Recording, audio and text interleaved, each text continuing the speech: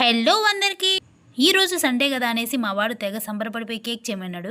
సరే ఉన్న వాటితో ట్రై చేద్దామని నేను ఇలా ట్రై చేస్తా ఉన్నా. ఇంత అసహ్యంగా ఇంత డిజాస్టర్గా ఎప్పుడు కేక్ రాలేదు.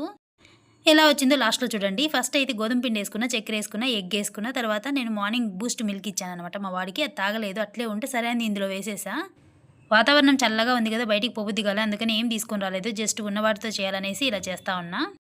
కానీ చాలాసార్లు చేశాను నేను. కేక్ చాలా బాగా వచ్చింది. కానీ ఈసారి ఇంత అసహ్యంగా ఎప్పుడు రాలేదు నాకు. కేకు పొంగింది, కత్తి దిగింది, అన్నీ అయినాయి.